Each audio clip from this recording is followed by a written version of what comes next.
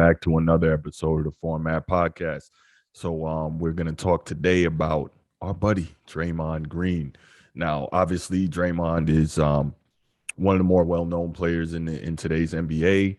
He's a three-time champion with the Golden State Warriors. Very outspoken. He's a guy who his speech is outspoken. Obviously, the way he plays kind of speaks for itself. Not a huge offensive contributor, but someone who has a huge impact on the Warriors' success and lack thereof when they don't have success. But we're more going to talk about his commentary today. And one of the things I found interesting was that Draymond Green made an interesting comment recently. And let's hear what he had to say. Well, it doesn't compare to like mentally playing against LeBron James, who I think is arguably, one of the arguably smartest guy to ever play this game. Well, not one of. He's arguably the smartest guy to step foot on a basketball court. And so to say that it compares to that, it's disrespectful to LeBron, and it's a lie to you. Okay, so LeBron James is arguably the smartest basketball player ever to play the game, or I'm not quoting him directly, but he says LeBron James arguably the smartest basketball player ever. Now, first things I'm thinking, immediately my mind goes to the on the court piece. I'm not sure if that's exactly to what Draymond was referring here. I want to assume so because, when I think about players, the first thing I generally think about is on the court.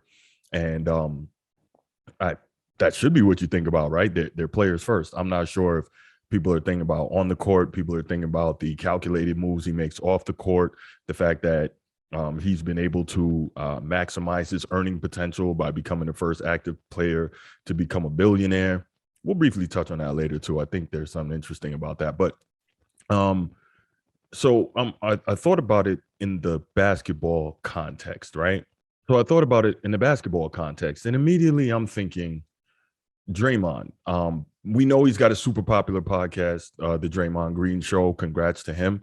A lot of players are really taking the advantage of living in a generation or a time in history when they don't necessarily need the big media companies to be their mouthpieces, right?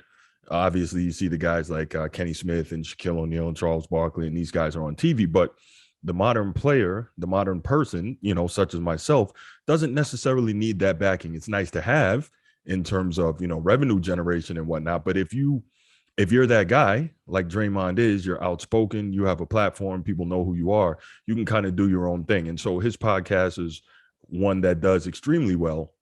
And he has a lot to say, and he calls himself the new media. And I think that when he talks about that, he talks mostly about athletes, guys who weren't necessarily trained in journalism like I was, or that your Rob Parkers and Chris Broussards and Stephen A. Smiths and Skip Bayless, those type of guys, who all went to school and graduated and were taught journalism the traditional way, right? What Draymond refers to as the new media are guys who more do it on their own, are able to say what they think, don't need the big media company behind them to be able to say what they think, and also maybe aren't beholden to traditional media standards, right? So again, he calls himself the new media, and I think also maybe he would include guys like JJ Redick and Kevin Durant and Kyrie Irving and Steven Jackson and all these guys who have their own thing and are doing their own thing, and congrats to them. I get it.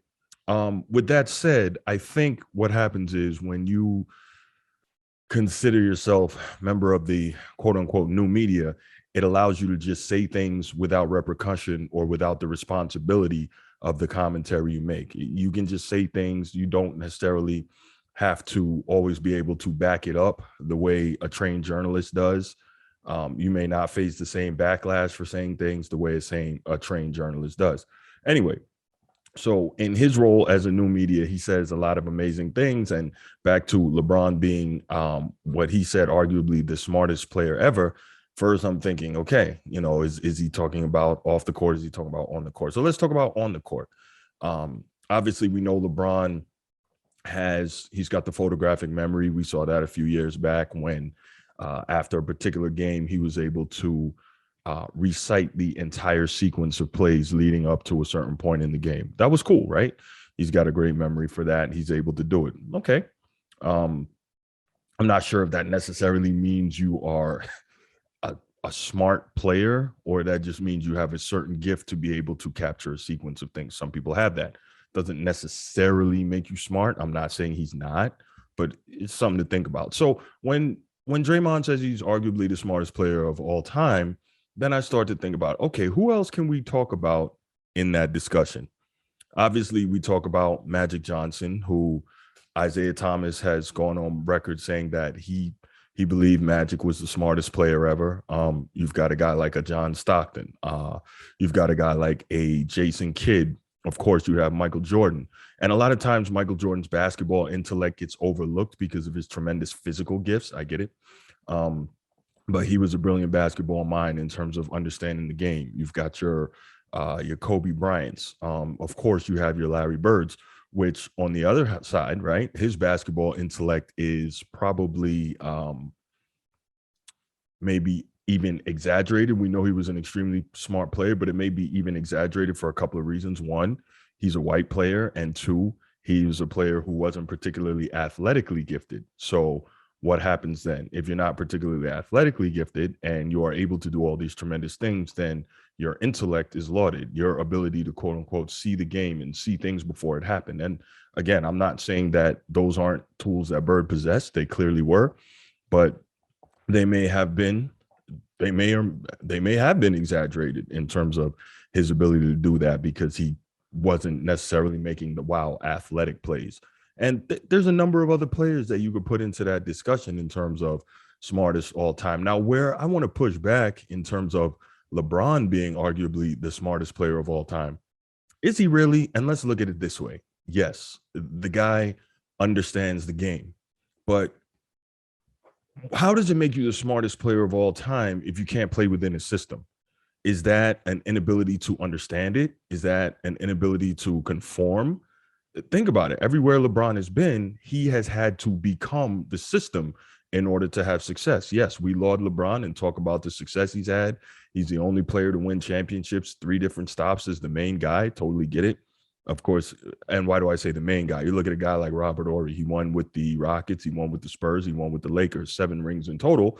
But he was never the guy, right? He was an outstanding role player who played his role to perfection, made a lot of big key shots, etc. Now, back to LeBron.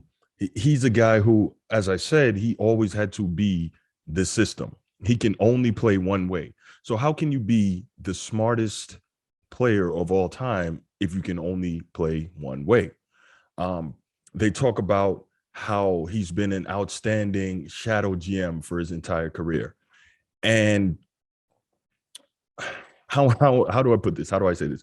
So LeBron has had tremendous success in terms of making pulling the strings for organizations to make the moves that work best with his skill set. But again, if you are such a smart player, why can't you integrate your game with everyone else instead of being able to only play in situations and only play and have real success in situations with guys who have to complement you and play around you, right? You look at a Magic Johnson, he was truly the definition of making everybody around him better. As much as people want to say that about LeBron, that's not really true. And if you go back and look, you can see it. Um, so LeBron, smartest player of all time, arguably or not? Yeah, I don't think so. Not from an on the floor standpoint and the way he played the game, or even necessarily from the way he organized teams. Because yes, he was able to make 10 trips now to the finals, which is incredible, including 8 straight trips, obviously with 3 different franchises. So that speaks to his greatness on the floor as a player. However, when you look at what happens when he leaves a team, that team is no longer viable for a few years after that, because he completely wrecks your salary cap. He completely wrecks your future in terms of draft picks and young players. Every time he comes in, like we said, he's got to gut the team, rebuild it around him. And that doesn't necessarily say to me all-time smart player. Just a thought. Okay, so let's look at the off the court part of it, right? So this is one thing that kind of often irks me in terms of LeBron and LeBron's fans. There's always this mentality. Okay, we can look at this 2 ways, right? There's always this mentality that Everything LeBron does is the first time anyone ever does it, and it's so amazing. So this actually speaks to LeBron's brilliance in terms of marketing, surrounding himself with people who know how to uh, prop him up, surrounding himself with people that continue to push the narrative, and his ability to have controlled the narrative for all these years, in terms of his ability to hide his flaws, his ability to make everything look like, he's the ultimate look at me guy. He's the guy that makes it look like no one else has done anything until he's done it. For instance, the I Promise school in Akron. Now that was outstanding, right? But everyone says LeBron's built a school, LeBron's built a school. Okay, that's cool. Except if we really look more deeply into it, funds were diverted from the public school because it's a charter. And I'm not saying that he didn't donate any of his own money. We know he did, and that's outstanding charitable contribution. But funds were diverted from other schools in that school district to help build the I Promise. So we can't say LeBron built a school. Now, credit where credit is due. He did a tremendous job in terms of coordinating with the local colleges and universities to help get full scholarships for outstanding students of the I Promise school. So definitely all credit due to that. Very smart. But the whole thing of LeBron built a school, Jalen Rose built the Jalen Rose Leadership Academy up in Detroit many years ago. He doesn't get nearly the notoriety LeBron gets for that. David Robinson was responsible for a number of charter schools down in the San Antonio area. That's been over 20 years now. Doesn't get nearly the notoriety that LeBron gets for that. So this whole business of LeBron is the smartest player ever, not really sure. Now, I do give him credit. He does make smart moves, and there is credit to be given for a lot of his off the court moves. For instance, on the financial side, he's the first active player to become a billionaire. That's tremendous because that's something that he said he wanted to do way back.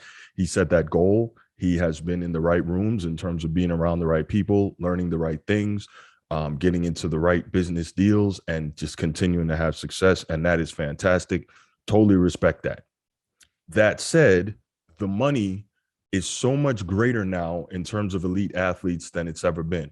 Now, of course, I'm not trying to make the statement that it's easy to become a billionaire. It's not.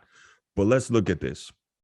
If the money was comparable, and it's not, Magic Johnson had the richest contract ever signed when he was a young player and signed a 25-year, $25 million deal. Now, obviously, as the money started changing and he got along later in his career, they adjusted the terms of his contract. Cool, I get it. But I believe, if I'm not mistaken, in Magic Johnson's playing career, he made $39 million. I think that's the number. Today, Magic is worth about $670 million. So you look at 39 to 670, that's roughly, and I'm not a mathematician, I'm a journalist, right? But that's roughly about 20 times the amount that he made. LeBron has made over $300 million as a basketball player. He's now a billionaire. So that's about 3 times. So now really, who's the smarter guy in terms of maximizing his earning and turning the amount of money that he made into a higher amount? The guy who multiplies his playing money by 20 or the guy who multiplies it by 3? I'm not trying to say LeBron's not a smart guy. I'm just giving some different things to think about. And so, again, when I hear Draymond say LeBron is arguably the smartest player who's ever played, and now you start looking at it on the floor, off the floor, you look at these things like, I get it, Draymond, you are beholden to your era, like many of us are. I have to admit, I've been told this, and I'm sure it's true. I have leanings towards my era. We all tend to romanticize our era, right? And I'm sure that down the road, when Draymond, 15, 20 years from now, he's done playing, he's in a media position, probably more like Charles Barkley. He may still be doing his podcast or whatever, media is available at that point, or he may be on a major network or doing both, right? But when he's in that position, sitting there like Charles Barkley is, I guarantee you, he's probably going to look back and say, well, when we played such and such and such and such, and, these players now, right? And that's not to be disrespectful, but we're all as human beings going to romanticize the era that we came up in. Just like you always hear me say, I came up in an era of basketball that blank, right? I talk about the bigs. I talk about less 3-point shooting. I talk about more defense, different thing. Some people who never saw that era, some people who are younger than me, half my age, they wouldn't appreciate that. I appreciate it. So it's just interesting. But yeah, when Draymond says that LeBron is the smartest basketball player of all time, I definitely think it needs some pushback. I'm not saying LeBron's not smart. I'm not saying he's dumb, but that's a very bold statement. And I think you just got to look at it in a couple different ways. All right, that's all I got on this topic today. You know what to do. If you're on YouTube, you haven't already, please click that subscribe button in the lower right corner of your screen. Click the notification bell so you know when new episodes come out. If you enjoyed the content, click that like button. Please do that for me. If you want the audio only version of the podcast, you can get it anywhere you get your audio podcast. Okay. If your audio podcast platform allows it, please give us a 5-star review and also leave a comment. Also, while you're here on YouTube, leave a comment. All that helps us move up in the algorithm. If you enjoyed the show, you know other sports fans who would, please share it with them. Don't keep it to yourself. All right. Thanks so much. We'll be back to talk again. Um, if the Celtics don't win tonight, well, either way, if the Celtics force Game 7 winning tonight, or if they lose and the Warriors win their championship, their fourth championship in 8 years tonight, then we'll be back to talk about it. Anyway, that's it for this episode, and I'm out. Peace.